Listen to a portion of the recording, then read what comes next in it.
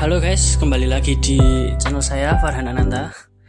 Di video kali ini agak berbeda ya, karena biasanya saya ngevlog, tapi di video kali ini kita ngobrol santai saja.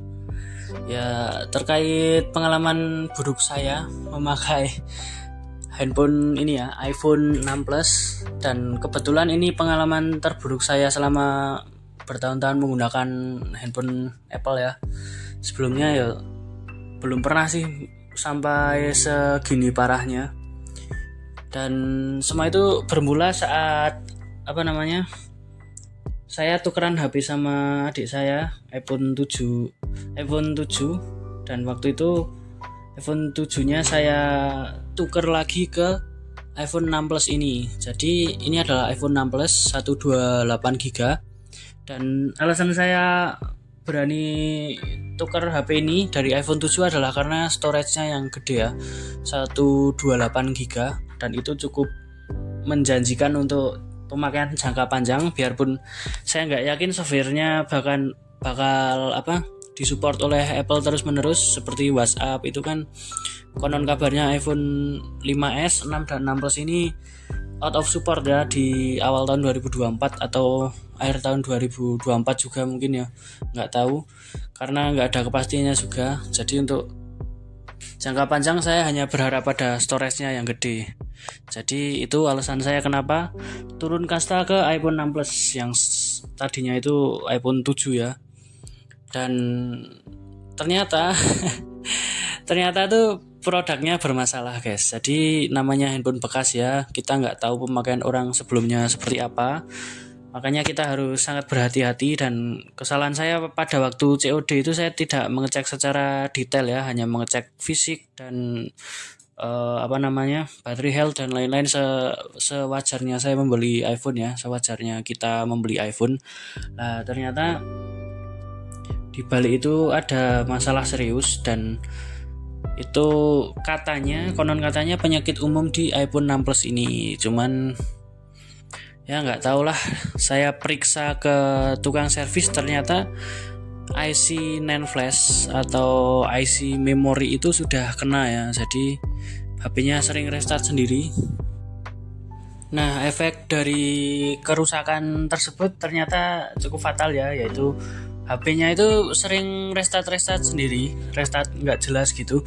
Padahal itu posisi ya random, posisi kadang saya charger, saya pakai untuk TikTok dan untuk Instagram ya biasalah untuk keseharian lah. Tapi itu restart sendiri, dan itu cukup mengganggu karena itu posisi mau lebaran dan pas itu saya bongkar, sebelum saya ke counter saya bongkar, ternyata baterainya itu baterai udah gantian ya, jadi baterainya itu nggak ori.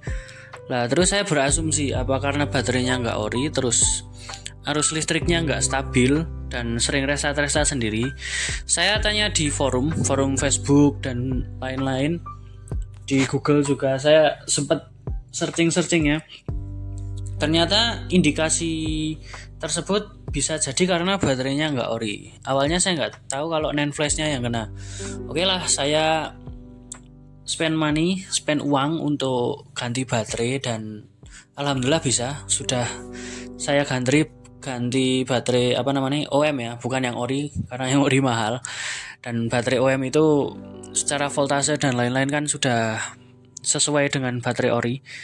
Nah ternyata penyakitnya itu nggak sembuh. Oke lah, saya udah hampir menyerah pada waktu itu, apa HP-nya mau tak jual aja atau gimana. Tapi udah terlanjur ganti baterai, masa mau dijual kan nggak lucu toh. Makanya saya memutuskan untuk oke lah, saya reparasi lagi. Saya cek di counter, ternyata itu tadi NAND flash-nya kena, dan saya ganti NAND flash. Yang jadi masalah itu NAND flash iPhone itu IC memory itu harganya menyesuaikan internal yang ada di iPhone tersebut. Nah kebetulan iPhone saya kan 128, jadi internal yang seri tertinggi ibaratnya ya.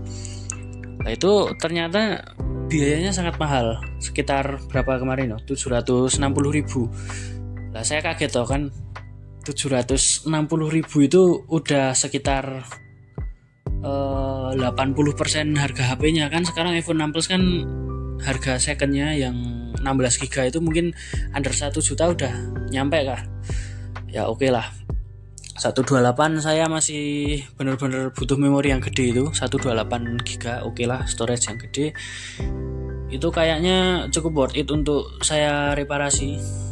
Dan oke, endingnya saya reparasi dan nyala. Dan yang saya nggak tahu itu ternyata IC iPhone itu sangat ringkih banget. Jadi ketika kita reparasi IC yang satu, nanti IC lain itu akan berpengaruh. Dan di kasus HP saya ini, IC lain yang berpengaruh itu ternyata IC touchscreen-nya ikut melemah seiring berjalannya waktu setelah saya nyervis IC NAND flash yang tadi. Nah, seiring berjalannya waktu HP itu kok nggak bisa pencet, nggak bisa dipencet, HP-nya nggak respon sentuhan kita gitu loh. Nah itu kan saya bingung lagi. Dan saya masih belum menyerah waktu itu. Oke, kalau memang ini IC-nya rusak, saya akan lakukan lagi reparasi dan mungkin untuk terakhir kalinya. Ini mungkin untuk terakhir kalinya. Dan saya reparasi lagi, keluar uang lagi 350.000 untuk reparasi IC touchscreen. Oke, sampai di situ aja masalahnya. Ternyata tidak guys, ternyata ya ini pengalaman juga buat saya dan mungkin kalian yang ingin reparasi handphone.